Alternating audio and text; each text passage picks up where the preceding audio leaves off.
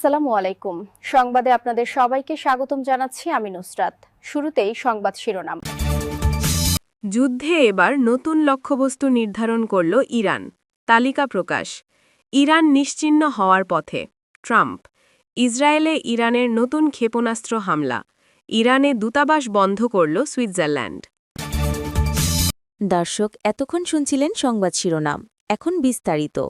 আপনি যদি ইসরায়েলের ধ্বংস চেয়ে থাকেন তাহলে চ্যানেলটি সাবস্ক্রাইব করে দিবেন এবং ভিডিওতে লাইক করে আপনার মূল্যবান মতামত কমেন্টে লিখে জানিয়ে দিবেন। এখন বিস্তারিত।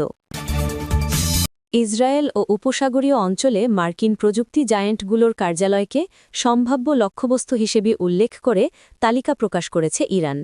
দেশটির সংবাদমাধ্যম তাসনিম নিউজ এজেন্সির বরাতে টাইমস অফ ইসরায়েলের প্রতিবেদনে বলা হয়েছে, তালিকায় মার্কিন প্রযুক্তি প্রতিষ্ঠান অ্যামাজন, গুগল, মাইক্রোসফট এবং এনভিডিয়ার ইসরায়েল ও উপসাগরীয় দেশগুলোতে থাকা অফিসগুলোর নাম উল্লেখ করা হয়েছে।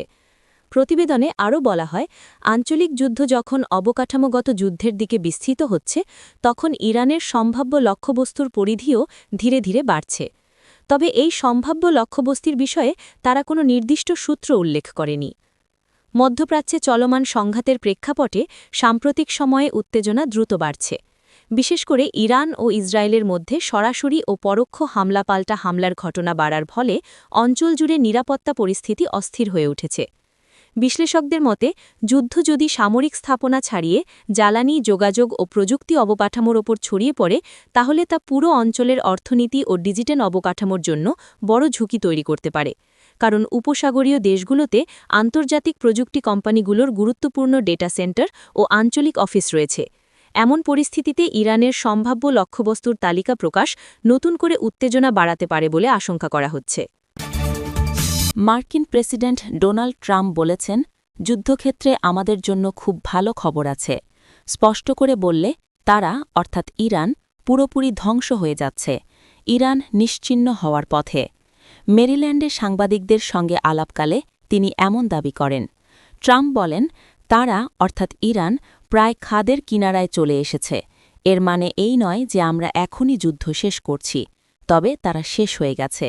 তাদের কোনো নৌবাহিনী নেই, কোনো বিমান বাহিনী নেই, তাদের কোনো আকাশ প্রতিরক্ষা ব্যবস্থা বা অন্য কিছু নেই, তাদের কোনো নিয়ন্ত্রণ ব্যবস্থা অবশিষ্ট নেই। আমরা এখন ওই দেশটির ওপর দিয়ে মুক্তভাবে বিচরণ করছি। তিনি বলেন, এখন আমরা সমুদ্র প্রণালীর দিকে কড়া নজর দেব। প্রণালীগুলোর অবস্থা এখন বেশ ভালো। তিনি আরও বলেন, মূল বিষয় হল আমাদের জিততে হবে, দ্রুত জিততে হবে, কিন্তু জয়টা নিশ্চিত করতে হবে। অধিকাংশ মানুষ বলছে, আমরা এরই মধ্যে জিতে গেছি। এখন প্রশ্ন হল কখন আমরা থামব। আমরা চাই না এই শক্তি আবার মাথাচাড়া দিয়ে উঠুক। মার্কিন প্রেসিডেন্ট হুঁশিয়ারি দিয়ে বলেন, আমরা তেহরানের বিভিন্ন অংশ বা অন্যান্য জায়গায় আঘাত করতে পারি, কিন্তু তেমনটা করলে তাদের পক্ষে দেশটি পুনর্গঠন করা প্রায় অসম্ভব হয়ে পড়বে, আর আমরা সেটা চাই না। ট্রাম্প আরও বলেন, আমরা চাইলে তাদের বিদ্যুৎ খাতের ওপর আঘাত করতে পারি। মাত্র ১ ঘণ্টার মধ্যে আমরা তাদের বিদ্যুৎ উৎপাদন সক্ষমতা তছনছ করে দিতে পারি, যা পুনর্গঠন করতে তাদের ২৫ বছর সময় লাগবে। তবে আমরা তেমন কিছু করতে যাচ্ছি না। তেহরান ও বৈরুতে ইসরায়েলি হামলার পরপরই ইসরায়েল লক্ষ্য করে নতুন দফায় ক্ষেপণাস্ত্র ছুড়েছে ইরান। বৃহস্পতিবার ইসরায়েলি সেনাবাহিনী এ তথ্য নিশ্চিত করেছে। বার্তা সংস্থা এএফপির বরাতে ইসরায়েল ডিফেন্স ফোর্সেস আইডিএফ তাদের অফিসিয়াল টেলিগ্রাম চ্যানেলে জানিয়েছে, কিছুক্ষণ আগে আইডিএফ ইরান থেকে ইসরায়েলের ভূখণ্ড লক্ষ্য করে ছোড়া বেশ কিছু ক্ষেপণাস্ত্র শনাক্ত করেছে। বিবৃতিতে আরও বলা হয়, আগত ক্ষেপণাস্ত্রগুলো রুখে দিতে বর্তমানে প্রতিরক্ষা ব্যবস্থাগুলো সক্রিয়ভাবে কাজ করছে। মধ্যপ্রাচ্যে চলমান যুদ্ধ ও বাড়তে থাকা নিরাপত্তা ঝুঁকির কারণে তেহরানে অবস্থিত দূতাবাস সাময়িকভাবে বন্ধ করছে সুইজারল্যান্ড। খবর আল জাজিরার। সুইস পররাষ্ট্র মন্ত্রণালয় জানিয়েছে, গত ৩ মার্চ ৪ জন সুইস কর্মী ইরান ছেড়ে চলে যান, আর গতকাল বুধবার ১১ মার্চ অলিভিয়ার ব্যাঙ্গার্টার এবং বাকি ৫ জন কর্মী স্থলপথে দেশটি ত্যাগ করেন।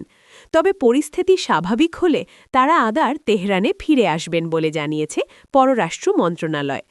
মন্ত্রণালয় আরও জানায়, মধ্যস্থতাকারী হিসেবে সুইজারল্যান্ড, যুক্তরাষ্ট্র ও ইরানের মধ্যে যোগাযোগের একটি মাধ্যম বজায় রাখবে এবং এ বিষয়ে দুই দেশের সঙ্গে পরামর্শ চালিয়ে যাবে। এছাড়া দূতাবাস সাময়িকভাবে বন্ধ করা এবং সুইস কর্মীদের ইরান ত্যাগ করার বিষয়টি যুক্তরাষ্ট্র ও ইরান উভয় দেশকেই জানানো হয়েছে। সুইজারল্যান্ড জানিয়েছে, প্রয়োজন হলে দুই দেশের মধ্যে বার্তা আদান-প্রদানে তারা ভবিষ্যতেও সহায়তা করতে প্রস্তুত থাকবে। আপনি যদি আমাদের চ্যানেলে নতুন হয়ে থাকেন তাহলে চ্যানেলটি সাবস্ক্রাইব করে দিন।